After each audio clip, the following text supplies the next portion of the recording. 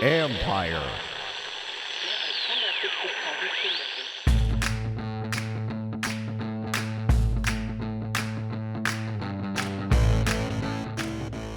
Hello and welcome to a group therapy session of my podcast from City Tap Restaurant in Ashburn at 1 Loudon. Happy to come out here, got some fans out here.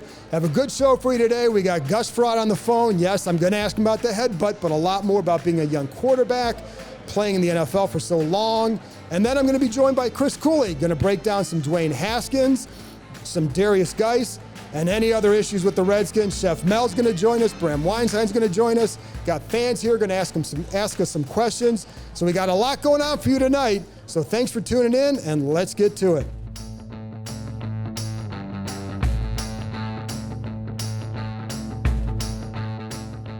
So now I'm joined by former Redskins quarterback Gus Frerotte, a guy who, as you may remember, was a 7th-round pick and played well enough to last 15 years in the NFL, 147 career games.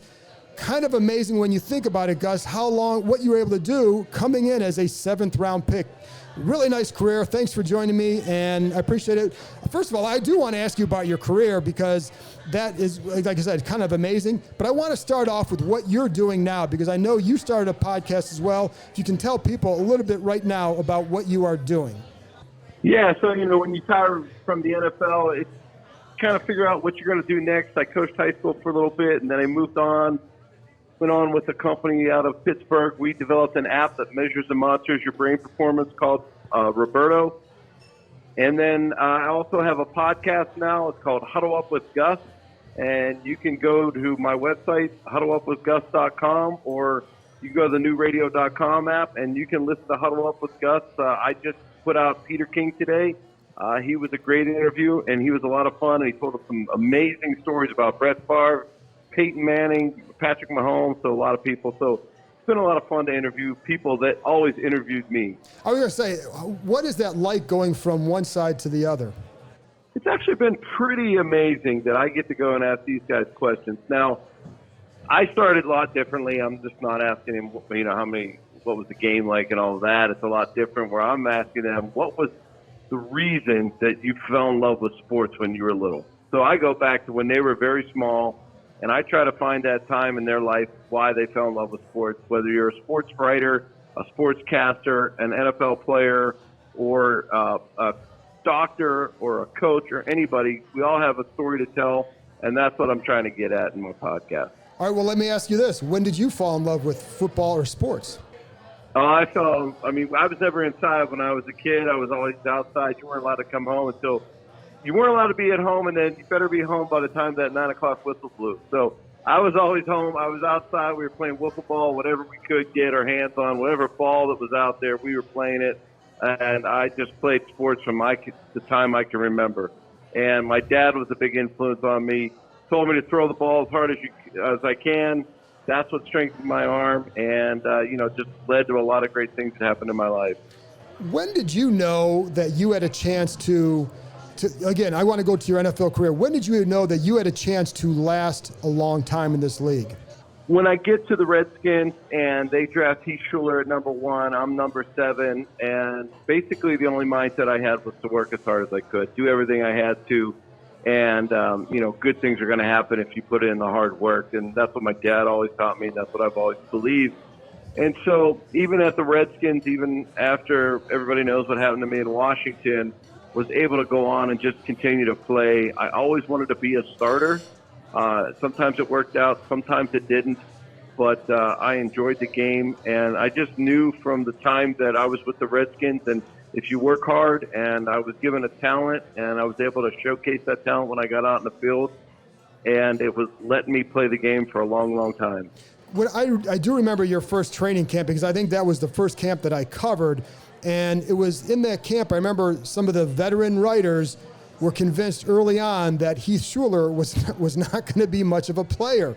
And I'm not sure exactly what they were seeing to say that, but they kind of made a quick judgment. But I also remember you, I think that was in that inter-squad scrimmage and some of the preseason games where you started to really step up. Was there a time in that camp where you said to yourself, I can do this? Well, I just always had confidence in my ability to throw the football, and it was my confidence in myself to learn the offense as well. If I could do those two things and do them at a high level, then it didn't matter if Heath was a number one pick or a fifth pick or was there for 20 years. I just had to be me. I had to go out and play the game that I loved to play since I was a little kid. And so it was great. I just interviewed Heath not too long ago on my podcast. It was the first time we've ever actually spoken about it. And it felt good to get a lot of that kind of out of the closet and dust the cobwebs off and found out that we could be pretty good friends. What was that like? Because that must have been difficult at that time to be anything other than competitors. Well, I think it was that we just didn't care what the other one was doing. We just wanted to go out and play the game that we grew up playing and we loved. And, so be it, the cards fell where they fell, but Heath and I we were focused on ourselves, not on the other one. And so we really tried to stay out of the media that way, never talk bad about each other. People try to bring those stories out in us, but it is what it is. And I just wanted to play the best I could and do the best I could for the Washington Redskins. Well, Gus, I have a confession too, because I used to write a golf column at that time as well. So I do remember you guys both golfed. And I did kind of ask Heath something about, well, which one of you guys is the better golfer? And he kind of rolled his eyes at me and walked away. So I'm like, yeah, we were kind of probing every angle there. When was the last time you had talked to him before you interviewed him on the podcast? Oh, I don't think since the Redskins. Since Really? a long time. So we connected. I followed his career in Congress and everything that he's done, and I never really stayed in touch. But we connected, and it was like we were old friends. And because we really went through that whole thing with the Redskins together, even though we didn't talk, we weren't close. I had a family. He was single still, and we were just different. We grew up different areas, but our commonality was the game. And, after talking, and we just wish we could have been a little bit better while we were there, but it didn't happen that way. One of the things you know what it's like to be a young starting quarterback in the NFL. From going through from your own experience, from experiencing being around other quarterbacks, and then from watching the game. The Redskins, of course, have Dwayne Haskins going through it now. How hard is it to be a rookie quarterback in the NFL, and what was your biggest adjustment? Especially because, like Dwayne Haskins, you were a drop-back passer. Right. There's a huge adjustment. I mean, some guys can tell you there's not, but there is. You look at all the great ones, their first years, there's not many that have had an outstanding year. There's a lot to overcome. When you're in college, a lot of these guys played at major college football, just like Dwayne did. Every athlete out there is pretty darn good. And now you're playing against the other team who's every athlete is pretty darn good, and these ends can rush. The game just changes. And until you really get used to playing in that type of game, you have a hard time catching up. I've seen a lot of guys come through practice, do 7-on-7, and look like they could play in any league no matter when it is, but they get out in that field and all of a sudden there's pressure, there's guys in their face. It's a different game. And I think that he just got to keep his nose to the grindstone, keep working hard, and study. And the one thing, and this isn't necessarily about Dwayne, but in general, because I've seen other quarterbacks come through here too, that you wonder, do they sometimes play too soon? Is there a danger in that, or is there only benefits from that? I don't think there's I think there's danger if you have a coach that doesn't understand that. Okay. That's going to try and make you do everything you can possibly. If you're a rookie, you shouldn't be checking plays up the line of scrimmage every play. That takes time. That takes a lot of confidence, especially in the middle of the season. If you're going to come in, you can't do that. So I think that a lot of it is up to the coaching. They know that these guys have talent. They have to understand, do I need to speed them up? Do I need to slow them down? Where is he in the progression? And we got to be able to go with him off of that, because if I just try to give him the whole playbook, it usually never works out that well. Who was is there one teammate that you had or another guy that you had that you played with that stood out more than others that you would consider maybe your best teammate or the guy that you looked up to the most? Oh, there were so many. I mean, I played on 7 teams. I had a friend on every team. And 15 years. And it was just amazing. I just interviewed Henry Eller, a good friend of mine. We had a great connection in Washington. Ken Harvey was a really, really good friend of mine. I miss Ken a lot. I don't get to see him. He still lives in D.C. I'm in Pittsburgh. I go through team after team that I played on and had great friends, and some of the coaches were my friends as well. And it's just great when you get to reconnect with all of them after a certain amount of time and catch up on how the families are doing. Just like in my last few years and when I played with the Rams, Todd Stussy was a lineman. He was one of my good friends.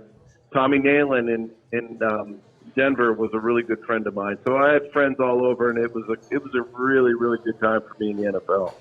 Henry Ellard is a guy, it was fun to watch him when he was here. Do you look at him as a Hall of Famer, or should he be in there? And what impressed you most about him as a receiver? Well, I'll give you a stat. I never threw a pass to Henry Ellard that wasn't a first down. So that'll tell you a lot about Henry. Just his amazing ability. His route running was probably the best I've ever played with. Even with Rod Smith, Ed McCaffrey, everybody I played, Herman Moore, Johnny Morton, Randy Moss, all those guys that I've played with. Henry was just such a great route runner because he was so smooth and just helped you understand what timing meant. So I could throw it early and you knew he was going to be there.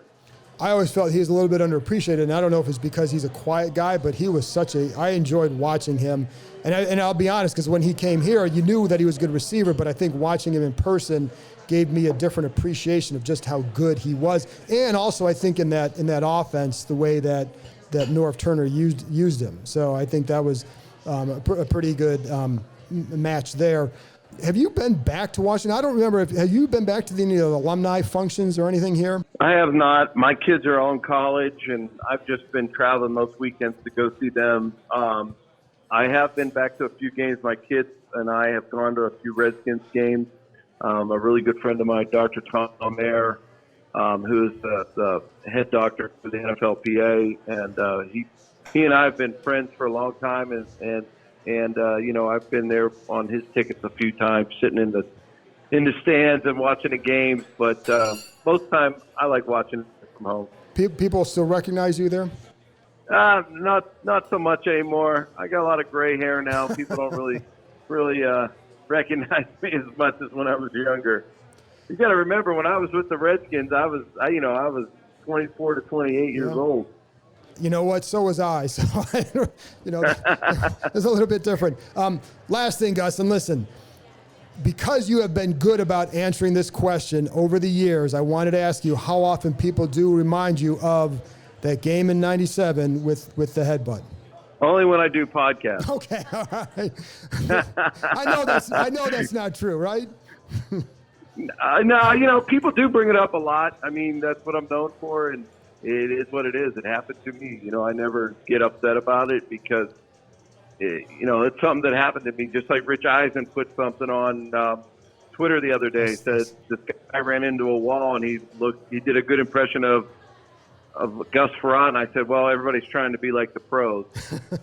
And it is what it is. It happened, and obviously if I could go back and redo it, I would, but I didn't, and you know what I mean? Like I tell my kids, I'll be on ESPN forever. Listen, there are worse things to be known for than being an NFL player who hit his head on a wall, I'll be honest. I don't know if you remember that, like a day or two after that game, David Elfin and I were talking to you outside, I think, the trainer's room. And I think you even said, I know in 15 years this is what people are going to talk to me about. Yeah, I probably said it in another 50 years, more like it. Well, I think that's the way it's running. But, last thing, though, is how do you look back on your career? Because, again, coming out as a seventh-round pick to last as long as you did is pretty impressive. Yeah, I look back, and I had a great career. I had an amazing wife. My wife, Ann, was so supportive of me. We were able to go all over this country and see so many things and get to play the game I loved for a long time because she was able to be a great wife, a great mother, and support me. And now I get to give back to her and let her go fulfill her dreams. And, we've been together almost 30 years now. So it's been a great career, and she's been a big part of it. And it's just amazing, the people I got to meet, the games I got to play in, the people I've got to play in front of, the fans all over the place. It's an amazing, amazing game, and you really can't describe it until you get out in that field and you play in front of 80,000 people. Gus, listen, I appreciate you joining me. It was fun to catch up with you, and I'm happy to hear that things are going well. And again, for anybody listening, it's Huddle Up with Gus. It's a fun, entertaining podcast. Give it a listen. Thanks, Gus. Yeah, I appreciate it. Huddle Up with Gus. Check us out. All right.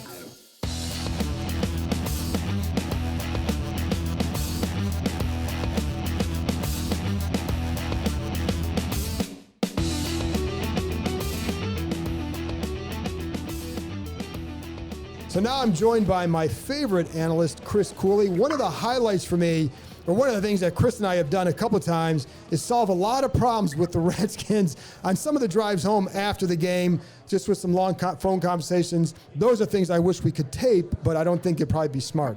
But I always enjoy those kind of calls. So I want to bring Chris on to talk, obviously, about the Redskins. I want to go over some of Dwayne Haskins' game against the Jets and just what you thought, first of all, what you thought of his game in general. Yeah, John, thanks for having me on.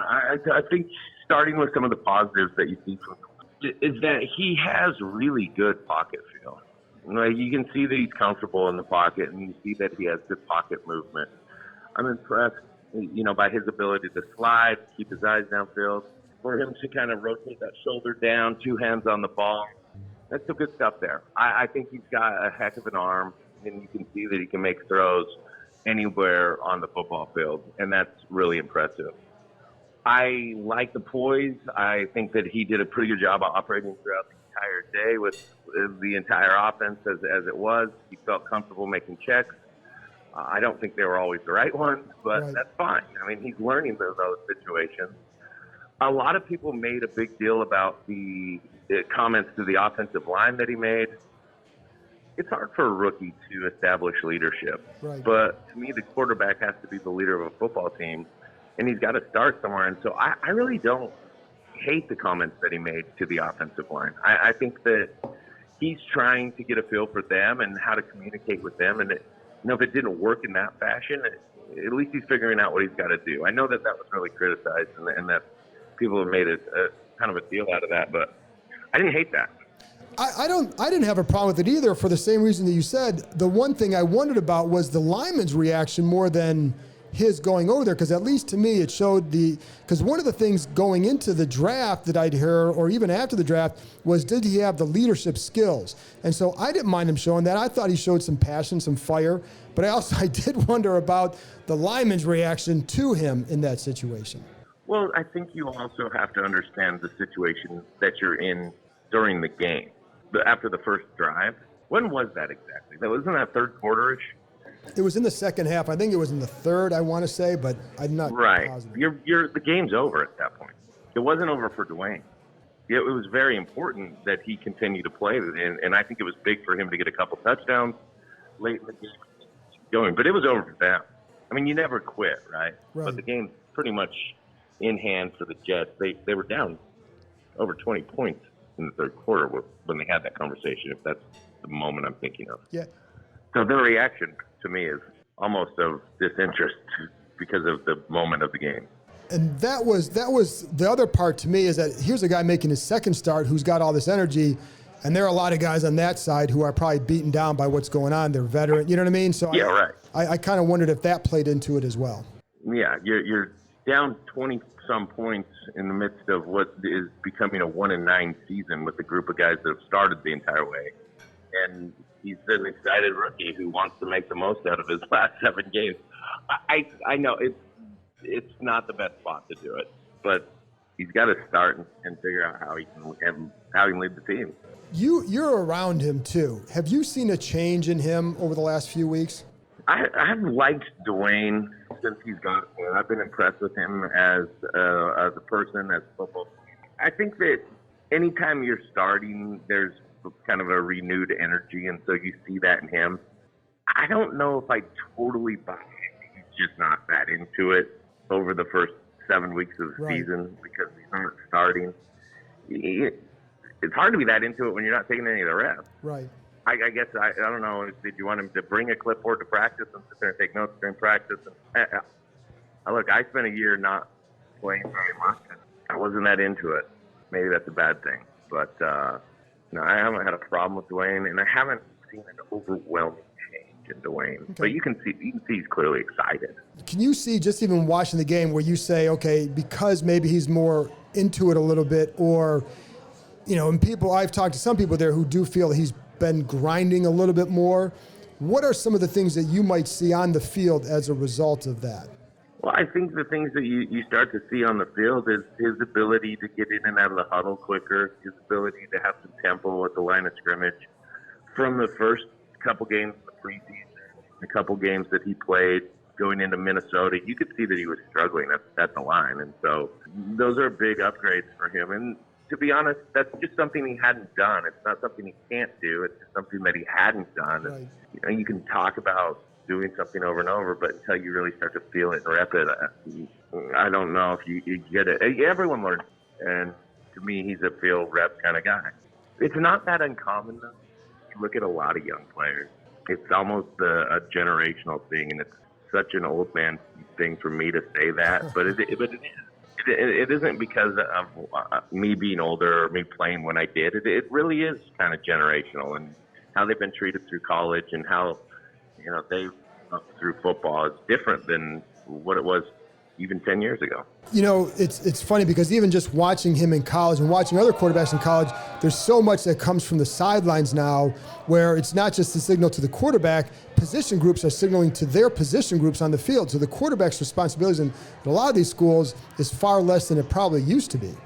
Yeah, I think the time rule in college really put a strain on how much coaches could get quarterbacks to process, and almost like when Bill Walsh came up with what was the West Coast, and when Coryell came up with the number system, a lot of those were initial language creations, not just strategies to make it simple.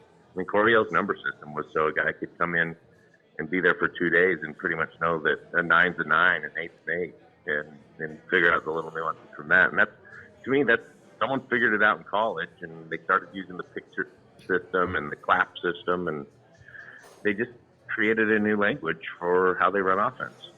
And it's going to end up transitioning into the NFL. I don't see it any other way. And so you better start formulating easier language and easier terminology for a young group of players. Well, and that's the thing that always kind of confused me a little bit, is that some of these offenses, obviously they want them complicated, so because defenses get complicated and they're trying to one-up each other, but yet these guys are coming to the league and they're having a hard time picking up the language and the terminology. And everybody always says the West Coast system is so hard. Unless you've played in it, it's really hard to pick up. And sometimes it doesn't make as much. It's hard to sometimes understand why is it so difficult with the terminology. Well, just every combination is coded, and a lot of the routes are tagged individually. And you call them formations, and you call it. Here's what it is. It's really hard to understand because it was simple when it was created. The origins of it were fairly simple, but as everyone took it and tried to build it into their own way, they found problems with creative new routes and concepts that they were trying to put in, and so they didn't know really how to tag them, and so they just added extra words and added extra stuff. But it is amazing when you look at just football in general and through college. They just said, we'll play faster, and we'll make it harder for you to get calls in and you to substitute. And that's what college has become. It's simpler offense, faster. Back to Dwayne's game. What were a couple of things you say, hey, you kind of went over some things you liked. What are some things you say, you got to clean this up? But yeah, the couple trips down in the red zone early in the game, I think he missed a couple throws. Harmon? And yeah, he had to throw to Smallwood that he missed on a 2nd and 6. He had another chance to throw to Smallwood on a 3rd and 6 that didn't get it. Fumbled a snap down there, on the second trip after the turnover. And that was a low snap, but you got to come up with that one. I think you've got to find some touch on some of the underneath throws. You can sit here and say he had 7 drops. I think it was 7 that I counted that ended up being dropped. But 4 of those balls are not easy catches. Right. He threw into Geis on a choice route in the middle that people thought was a check down. It was really a choice route. That was about 100 miles an hour, man. That was a fastball. That's a tough ball to catch. Threw one to Henches that was on the back hip. That was a tough ball to catch. Threw into Burton down on the goal line on a 1st down that you're going to want to throw it a little softer to your fullback. So that's something that he can absolutely work on. And then his pre-snap and post-snap read processing, he's got to continue to grow. And that's common for every young quarterback. Sure. And because we can sit here and say that Greg Williams is going to show you that Greg Williams. God, man, they cover 2 the entire game, or some variety of cover 2. But they were disguising stuff and then kept dropping into it. But they kept dropping into it. Correct. Every play. Yeah. So at some point you got to go, I know I'm getting cover 2 here. It's some fashion of 2. I don't know how they're getting to it, but they're giving me cover 2. And so, you adapt as the game goes on, and your pre-snap becomes more clear as you start to see what their D coordinator is doing. And then you feel out that post-snap a little bit better. And really make some of the bigger plays. And it got him a couple times, Got him on an interception that, Trey could have helped him out. Trey kind of went back into the middle of the field. But Kelvin Harmon's sitting wide open out in space. Yeah. He still threw it into double coverage. But I don't have a problem with that pick. That's going to teach him to use his eyes. His receiver really should have came back out. He was expecting, I know he was. Blow up or a drop. He was expecting him to come back out. Yeah, I don't know why Trey was going back in. I've done that before. It's not a good thing to do as a receiver. You lose trust on those situations. But he'll get going. He's young. He's young, and you can see it. And he's green. And he missed a bunch of stuff. And to me, a young quarterback missing stuff is the best possible thing they can have. Sure. Listen, it's all about learning from him at this point. The other thing I wanted to ask you about, because this to me feels is probably the worst season I've ever covered, and that's saying a lot because of how long I covered this team.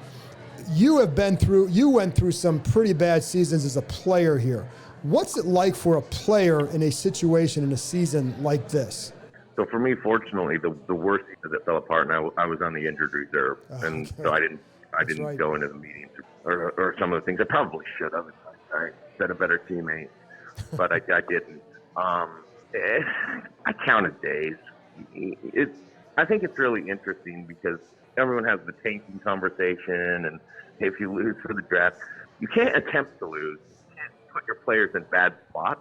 That you can't do in the NFL because everybody's doing the job that they've grown up their entire life trying to do, and you don't want to quit on a year. The coaches don't either. At the same time, if we're 1-9, I promise you, I don't care if we win the next game as a player. It's nice, but I'm not going to celebrate it. It wouldn't have the impact. I would prefer to just have the team play really well than to have the team play poorly and win. Yeah, I would have, I think. Yeah, if we went back and we knew we played really played a great game and there's stuff to build from and grow from, and I'd rather do that than win ugly. Well, yeah, at 1-9. Yeah, well, I think playing well would be a major step up right now, don't you think? Yeah, playing well right now is going to be a major step up. Bill Callahan was out of character the way they played. I think it's out of character the way he wants them to play, but it's been right in character of how they played this season. Absolutely. Last thing I want to ask you about, last guy, what was your takeaway on Darius Geis? I thought Darius did a really nice job. I thought he made the most of some runs. He ran physically. He ran through contact, made a couple guys miss, ran over. Was it Miles, the safety, or yep. Yeah, and then obviously the big screen pass that he got his first touchdown. Didn't see a ton of guys, but I like the load management, as that's becoming a popular term in the NFL. That's exactly what you do with Darius, and you got a nucleus of some young guys. Obviously, you have a long way to go, but there's 15 guys on this team at a minimum that I think you build around in a big way. And Darius is one of them. You got to healthy, but he's one of them. Yeah, I liked what I saw for the exact same reason. I felt like he showed some of what they liked, which is the physical style, which is the game-breaking ability.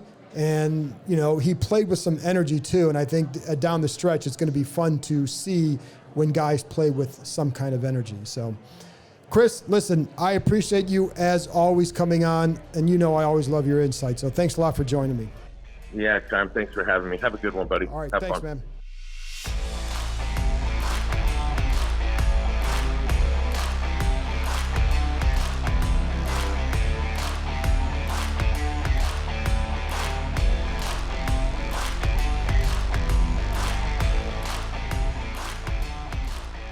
Can I ask you a hypothetical Redskins question? Yeah. Being that they are on a beeline for the number 1 pick. Chase Young. Trade it and somehow get Chase Young. You think? So, if they wanted to pull the Cardinals, right? I'm not saying I'm down on Dwayne. I'm just saying if they wanted to pull the Cardinals, can you believe the decision they'd have to make off the guy that everybody wants who just had hip surgery? Well, first of all, I wouldn't touch Tua for that reason. And I would not have drafted him if there was just Tua healthy and what they have, I would not have gone there because my fear with him has always been durability. All right, he's a smaller guy who gets hit. As of 2 days ago, he was the number one pick, though. That's what the Dolphins have been doing for I'm not 6 sold on months. that. Well, they're not doing a good job of it now. Yeah, but anymore. The only thing I'll say with this is a couple things. One, Dwayne Haskins beat out Joe Burrow at Ohio State. So I think if Dwayne Haskins had gone back to college, what would people be saying about him now? Because he would have put up 50-8 last year, and he would be having a similar year this year, and maybe better because that team is really good. So, and I'm not. My point is, I don't blame anybody who comes out if they're a first-round pick, though. Right? No. I don't blame. My point is, I don't want to just discard and just jump on the next thing because we don't know where this kid's going to go yet. And the other. And first of all, I think Joe Burrow is really good. And I'll tell you what, I asked Terry McLaurin about him the other day. His eyes lit up. He's like, that's my guy. That's my guy. I could call him right now. That's my guy. So I know that guys there, I think, probably think really highly of him, and he's done a phenomenal job.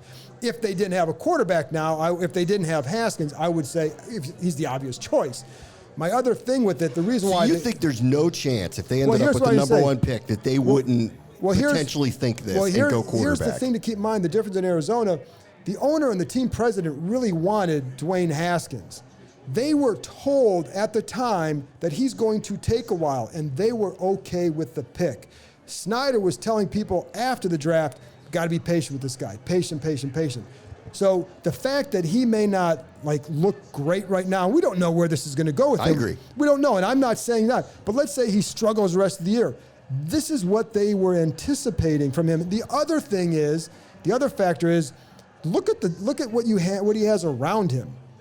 You know, there are times on the field where I'm looking at this and it's like you have split out. You have Jeremy Sprinkle and, Kelvin Harmon and Wendell Smallwood.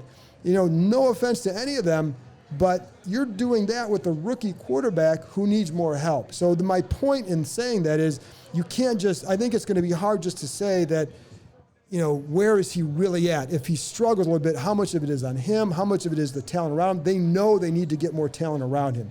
I have heard that since August, that they know that this is part of their goal is to get – there was always talk of them trying to get another receiver, another veteran receiver, because they knew they had to get more talent around Haskins. So I think my point in that is that they know all that. So why would you then abandon all that just like that? The only way you could is if a coach comes in and you say, well, we really want this coach. We've got to get this coach.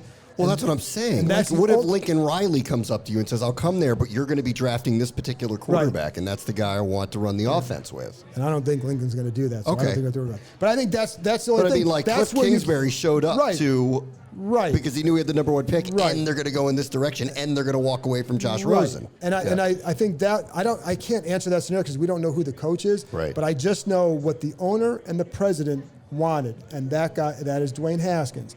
And because of all the other factors, I think I'd be really, really hard pressed to see them abandoning that after 1 year, because it would also be them admitting that they should have listened to people on their staff, that you can't take him at 15 for this reason. So I don't see any of that happening. I think the other thing to me, Bram, is for me personally, I would say if you have that number one pick, get a haul for it because you need a lot on that roster. So you want them to go the full RG3 thing and see if they can get 2-3 first-round picks for someone to jump up and take whoever it's going to be. Let's say you get that and you drop down a couple spots and you get Chase Young.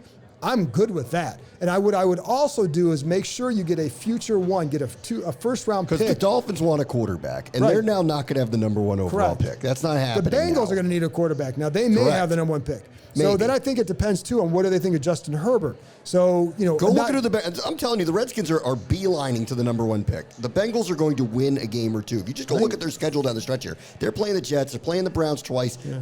They can win a game. They might win two. a game. So, yes. but that's why I say. And 0-16 is rare. But I would make sure, that's why I say, if you're the Redskins, you can get that. If you get a future one, you get a 2021 another number one pick in 2021, Then if Dwayne struggles next year, now you have ammo to get another quarterback. You're going to need it then, but maybe you have a lot more around that quarterback to come in and do something.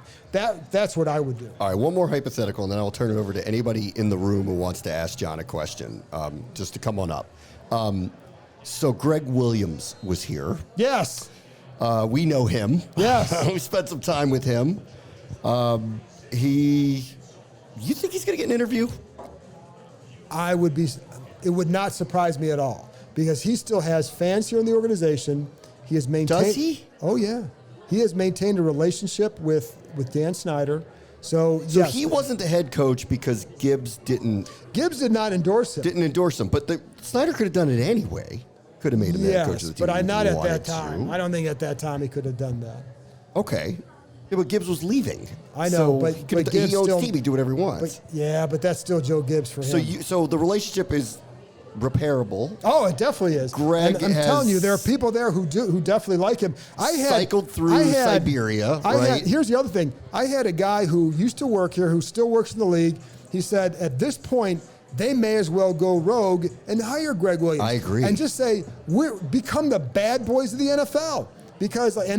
Then you have, the one thing Greg brings you is swagger and an attitude. I don't know how long it lasts. I'll tell you this. They will play hard for him because I witnessed that firsthand. We all witnessed it. Now, within 3 years, all the players want to kill him. I think that's actually, and I listen, I think not only the players would want to kill him, I think there'd probably be other people in the building. Well, the media wants to kill. Everybody's going to want to kill him. It'll be either kill or be killed in that building. That's right. And that's like, I would have a hard time seeing he and Bruce Allen get along for an extended time. But I think Greg also is like, I was talking to someone about this last week. He said, in the building, Greg was not like some guy walking around boasting to everybody, kind of like with that big swag, like Greg Williams swagger. He was a lot more nondescript in the building. It was more in front of the media, in front of the players that he became Greg Williams with the second G or sometimes a 4 Gs, depending on how smart he was that day. Second G was for genius, if people forget. Yeah. But I do think so. I definitely know that people there are still fans there. And I remember even talking to someone about him last year who works in the building, who was like, even last year was talking about how much he still likes him. I'm like, really? He goes, oh yeah. I got to tell you, I'm convinced the Browns wouldn't be having the season they're having had they hired him as their probably head not. coach. But yeah, and I don't know what happened there, and it makes you wonder. But all I know is that I do believe that Greg Williams would like to be a head coach. I do believe he was very happy to send a statement Sunday, and I know that he has fans here still. I don't know that he'll end up with the job, but I know all that. Bring Jamal Adams with him. I'd like that too. Oh my God.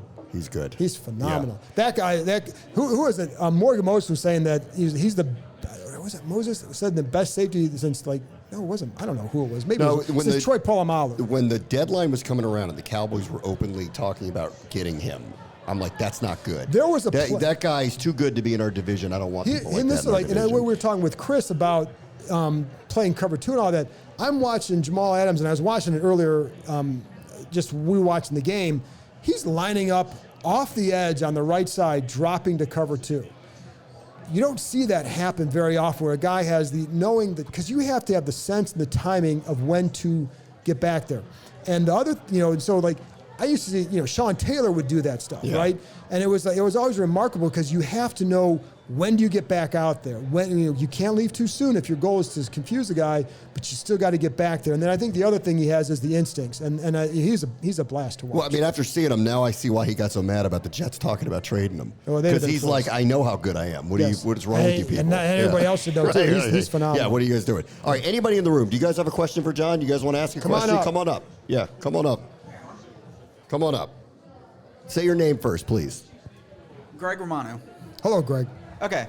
Let's say they can't find anyone to do a big trade, but they do something like the Mitch Trubisky one where they get something to drop down 2 or 3 spots. Asking about the draft because, that's the whole point at this point. The positive point at this point. Okay, so let's assume Chase Young's gone, and the draft boards stay similar to now, such that there's a corner, a tackle, and a wide receiver in the top 5 of most people's draft boards. Correct. Which one do you go for? I'm going to chicken out a little bit and say it's going to depend on free agency because I think they absolutely want playmakers at receiver for Haskins. So if they don't find one in free agency, I think that's where they're going to go if they feel like Jerry Jeudy is the guy, okay? So I think that, but we also know the Trent Williams situation. So it wouldn't be shocking to me if they somehow make a deal in the offseason or somehow land a veteran receiver to boost the offense. And if that's the case, then you're going best player between the tackle or the receiver. Well, I'm sorry, the tackle or the corner, because they're absolutely going to need a corner. And I think you also have to realize, too, with the corner, you want the blue chip talent at that position. So I think that's going to be, because Jeffrey Okudah from Ohio State, has been terrific this year, terrific. He's got great skills, was coming in as a high guy. So I would lean toward him just out of a little bit of bias. I want, it'd be nice to have more Buckeyes in there to talk about the games on Saturday. But he's phenomenal, but I think that's what I would look at. So my guess is receiver may come in free agency or in the offseason somehow. Who makes that trade? Bruce Allen? Of course. So you think there's no chance? Oh, I'm not. You think there's no chance that they're going? Did you see the stadium yesterday? I did, and I was going to say, 2 weeks ago, I would say there's absolutely no chance. It's not like I've heard anything, but I just think that if it continues to be this bad and you're disastrously bad, how is everything not on the table? I don't see, if you want to sit there and say, we're doing everything we can as an organization, how can you not look at what's internally going on and say that this is okay, this is the right path? I just would have a hard time with that. But right now, my expectation is that he'll be back making the decisions. We'll see. I think the other question is, would they make another change like they did with McLuhan and bring on someone to oversee that operations? But Bruce will always have that. So. I mean, he didn't like having McLuhan making decisions. No, he did not. So we'll see. It would be, if that's the scenario, that would seem like you'd have to bring somebody who would oversee the football side and organize everything and present the reports and be that guy. And Bruce is still going to make the trades. And stuff. Yeah. You're all the way in from Indiana. Yeah, right? How about that? I want to give a shout out to Tim, because Tim is always here you're here. How many games are you coming to all the time? I make it to 4 home games and 4 road games. And that's phenomenal. And he comes to these. I know he's been to J.P. Finley's, the Redskins podcast all the time. So it's a big shout out to you for coming out here. I appreciate you guys doing this. This is really great for the fans. Just wanted to piggyback since we were talking about Bruce Allen. Right. And this is a serious question. When he comes to work each day, he clocks in. What's his role? What does he do? What does he do? What does he do day to day? I think I don't mean to laugh. But I knew that would bring laughs. Yeah, no, but I think it's a good question. It's a serious question. What does he do day to day? And I would have a hard time coming up with a good answer, not because I don't think he does anything, but because I think there are a lot of things that he does do. And I know, we all know that he's going to be involved in business side. And, I know that, I'll hear people will talk about going in his office and he's sitting there and he's got film on. How much of it is he watching? I don't know, but I know it's always on. I know he's out at practice. I know that, he's going to be, he should be on top of whatever is available on the transaction wire, right? I don't know that he's doing the nitty gritty with that stuff. I don't think that at all. So I don't know that I have a great answer for you, Tim, because I think it's hard to define that role. And if you ask him, he just will kind of chuckle at that stuff, to be honest. And and so I think that's a hard question. Not that he doesn't do anything, but I think to say exactly what he does, and I'm sure there are meetings going on. There should be meetings with coaches, and because he also has to report to Dan, so he is the go-between between the coaches and Dan Snyder. So I think that's part of it too. But he's got his hands in so many things that it's probably different every day. But that's a good question. I wish I had a better answer for you. It's okay. All right, as a follow-up to that, let's assume Bruce won't be back next year. The team needs an identity. Correct. And I think that can come from the top. Absolutely. And we're not going to see it from Dan. It's just not his personality to put himself out there.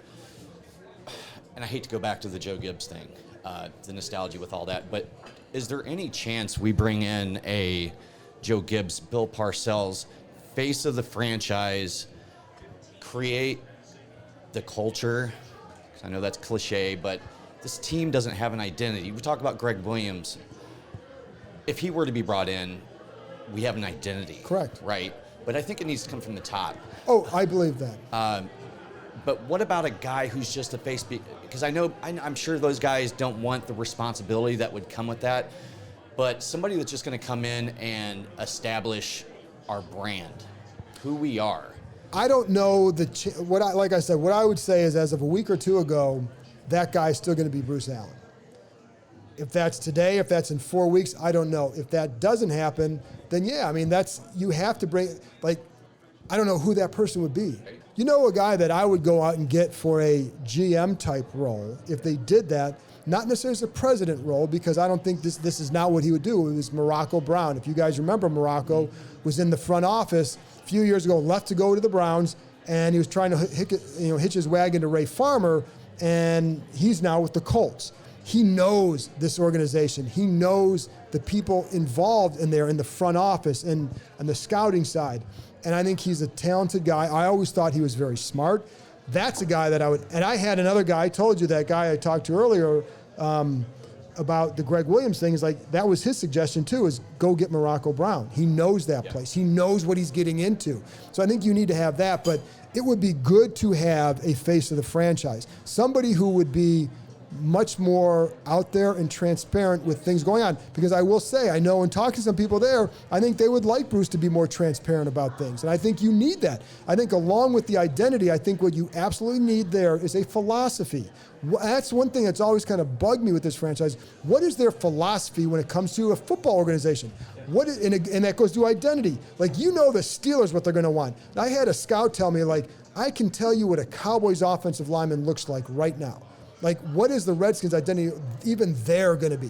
So I agree with you. You have to have that, but I want the philosophy. But it's not coming from Dan Snyder right now, because he's owned for 20 years and we don't know what it is. That would come from that person, whether it's like, listen, I think, you talk about Joe Gibbs. Could he bring him back for a second time in a president's role? And I'm not starting anything, Bram. You are starting something. I'm not starting anything. But that's too much hope. Of course it is. But that's the kind of guy that you need. Yeah. Somebody who's out there is like, I don't need the headaches of the football side. I'm here to be this guy for this owner and represent him at there. I know that one thing that person needs to be motivated, though. You cannot get someone who's at that age who's collecting a check who who thinks he's going to walk in and just use his name. And I will say this, like, the one thing that people do like about Bruce Allen, that he does have a lot of energy. Yeah. He does, and he is a shield for the coaches, between the coaches and the owner. So whoever takes that role, I'd say it's a tough role, but it's not as tough as it used to be, because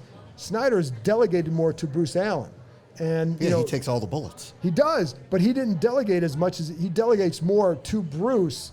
And like Bruce also doesn't dodge any of the bullets. No, he doesn't. Takes them. He does take them. That's right. And so that's part of the job.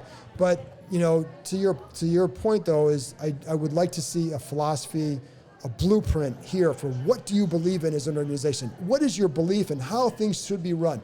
What kind of personnel do you want? What kind of team do you want? And I think they kind of vacillate so much. Well, this didn't work. Let's try this. That's not a philosophy. That's a flip of the coin. Yeah. All right, one more. That's a good question. We'll do one more. Thanks. Say your name, please. Maurice with the Redskins tweet team.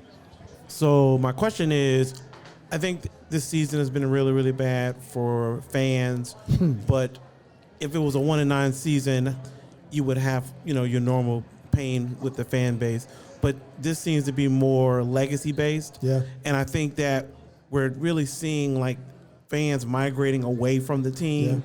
Yeah. And it's almost like this battle line has been drawn between the fan base and the team, more broadly, specifically with Bruce Allen, who's really gotten like the lion's share of the negative attention from the fans.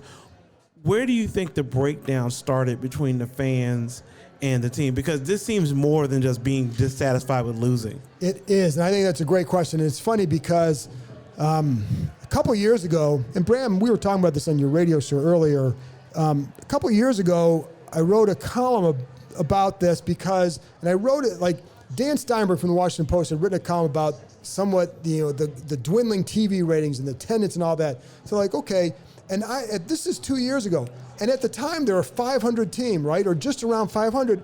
And the vitriol from the fans on social media was like, oh my God, it feels like they're 2-14. And they weren't. And like, They've been a 500 team for 3 years now. Why is it so bad? And I think sometimes, to me, it's like there's a couple things that have been unfortunate that have happened, and a couple things that I think where that trust or faith has been broken. And some of it goes, you have this ascendant player in Sean Taylor who dies. You can't blame that. It's a tragedy, right? But you looked at, so like this is something the fans have gone through with this organization. But then you get ahead to, Joe Gibbs is here and then he leaves and you replace him with Jim Zorn. Now that's not Bruce Allen, okay? But then you get Mike Shanahan in here and all this promise of Mike Shanahan and the regime. What's he gonna do? He won 2 Super Bowls. Guy's a great coach.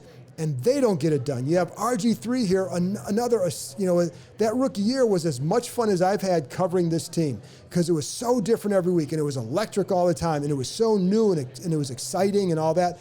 Fans were into it. And then after 1 year, he's gone as that kind of a player. And then it just fell apart. And then I think fans have been beaten down by the way things always end up out in the media, right? And I've talked to many players about this, like, one of the things that they talk about playing here as opposed to other places is all that stuff trickles down to them. It's a small building at Redskins Park. So all those rumors get to the players. You bump into these guys in the hallway. At some of these other places, I had one player who was telling me, like in Green Bay, I think it was Will Blackman, Green Bay, the Giants, you don't see these people. You don't see all these people. So those rumors don't get down to you. Here you had, like, Will Compton's like, you have to deal with, can I say shit on here? Yeah. Okay, I just did. You have to deal with a lot of that with the Redskins because of all the stuff that gets them. So I think all that wears on. And now, I'm not, you guys would know better with it, but I think it all adds up. The McLuhan situation, I'm not going to blame them for firing him, okay? I think the mistake was it just, from a fan's perspective, but the belief is, here comes another guy that can help and save us. And then he's gone, right? I'm not, like I said, I'm not blaming them for what they did. I think the way it was handled was bad, but I think there was another loss for the fans to say another guy that you thought could come here and do something and help, the fan base and help this team get back didn't come through. Kirk Cousins, all the stuff with him, however good you think he is, I think that was a factor too, because here's a guy that was at least a good quarterback and he's here and he can't get it done and he's on the tag and then it's like, then you have a year and a half of, does Kirk even want to be here? Well, why doesn't he want to be here? What's wrong with this franchise? So I think it's one thing after another. There's a lack of trust and faith, I think, that's occurred. And again, some of the stuff is not, has been not of their doing. Joe Gibbs retiring, well, they were caught flat-footed, but they didn't, this is Dan Snyder's year, or it wasn't Bruce Allen, but they were caught flat-footed on that one, but you can't help the guy wanted to get out of here. But I think it all adds up to every so often there's that, this is the hope. This is where the hope is, and it never pans out for you guys. And I feel bad for this fan base because, and I come from Cleveland, so I know what the trail of sports tears is like. And it's hard, and when I have to I don't root for the Browns anymore, but my son does. And when he was a kid, I kept telling him, I can't give this kid any hope because I don't see it for them. And so what do you tell them? I don't know. And I think I just feel bad for this fan base because it is passionate. People still care. They keep saying, I'm going to root for this team. You're not doing that with your heart, man. You're doing that because you're breaking up here. You're not into them. You're against these guys. So I think that emotion is still there. And so it's just painful to watch because these fans deserve better. But I just feel it comes down to that. I think it's and I think there's also something here with the fan base. You want this organization to be one you believe in, and it's portrayed a certain way. And it's 1 year after another getting beat up. Every year getting beat up, And so, and then when you get close, you get 9 wins, you win the division, and then you can't follow up with that. It's just, so I just think to me, it's one thing after another that's caused all of this. Now, the question I'd have for you guys would be, if they start winning, how many people come back? Do they come back automatically? Maybe. And I mean, we don't know. I mean, well, let's see them win first. Yeah, I'm sure, like you guys say, let's see it, and then we'll decide. Yeah, then we'll make our mind up. But I think the problem is too, there have been a generation of lost fans here. Their fans have so many choices now, and you got the Red Zone. Growing up in the 60s, I'm sure these teams were sucked in the 60s, but they were entertaining, they were likable, and they were the only thing in town, really. And then you didn't have all these other teams you could root for because you can watch on TV and fantasy football. So I think it all causes an erosion of that next generation. But that's where you need the winning to get those people back. You need a couple years in a strong playoff run to get people excited. That hasn't happened in forever. I think that's the big problem. It's a big problem. We're supposed to come here and not be a downer. So can we get Mel on? Well, I want to get I appreciate the question because I think it's an important one. I think it's the question. Yeah, actually, it is the question of the future for them. And I feel bad for this fan base because they deserve better. Yeah. But anyways, let's bring Mel on. All right, Mel. All stuff in my face right now. There's stuff in his face. So Mel and I have done, obviously, we've done a few of these together now. Yes, sir. Bring on Mel to talk about, first of all, plug yourself, plug your food service. Oh, I'm Chef Mel with 12 Tables Elegant Dining. I have a mobile catering and a mobile kitchen. They actually serve for catering and events and all your fine dining needs to bring the restaurant to you. But other than that, let's talk some food. Let's talk some food. Well, here's the other thing. I just, during the bye week, smoked some ribs. Oh, you smoked some ribs? I smoked some ribs. But hold up, but you didn't bring none for me. You I must save me didn't, some. because there weren't any left. Oh, man. So How much for one rib? Can I just get one rib? I think you would want these. These are good. I love my ribs. I will say that's they were pretty good. So that was one of the things I did. We've talked about this before. What is, like, if you said, like, what's your favorite thing to grill? My favorite thing to grill? I'm going to go with the ribs, too. I love some ribs on the grill. I'm definitely on the ribs on the grill, if anything. How long do you, like, here, how do you do yours? Actually, how long? You know what? I take that back. Steak. I love steak on the grill. All right. The flavor of steak on the grill is amazing. You know, especially like when you got that charcoal, the different smoke coming out of it, it's really good. What kind of steak you using? Oh man, you gotta go with the ribeye, man. Oh yeah, that's you know, you want that ribeye, you want that marble, you know. Marbling, that's my go-to. I mean, New York strip is good too, though. All of them good. Definitely a fillet. You do a fillet is good too. Like I said, different cuts, whatever your preference is. But I like them all. What's your big steak tip for people listening? Don't cook it all the way well done. Never. I'm not gonna eat it. But don't never cook it all the way because you want to sit here and have like at least about medium and let the steak rest. How long do you let it rest? As long as I can before I want to sit here and eat it. Okay, well, because I've seen some people say let it rest for a half hour. It gets Yeah. So how long? Half hour, man. You're gonna have an amazing steak for half an hour, man. It's hard for me to resist it for a half hour. I'll be honest. I mean, it's like having bacon. Once you cook bacon, what you gonna do? You're gonna eat it right away. Yeah. You taste a little piece of bacon, you're gonna tear it up. I'm happy if I can get to about 15. I'll be. I got you going at 10 minutes. I can guarantee there's been 10-minute ones. The other thing I want, and we talked a little bit about this on one of the last times, but you do a lot of stuff with the players. So who are some of the players that you are cooking for? Landon Collins, Vernon Davis, a few guys, Ryan Anderson.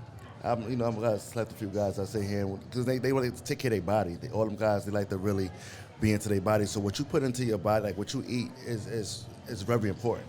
Especially during games, you want to make sure you don't get no inflammation, things like that. You want to really make sure that you're really eating great food, healthy. How different are they as far as the meals you're preparing? Because they're not all going to have the same taste. So how different are they? No, they about the same. Everyone is going for really clean, a lot of super greens, things like that. Just want to cut down on some of the. What's Landon's go-to meal? He loves some fish. What kind? Sea bass. He's big on the sea bass. Yeah. And what about Vernon?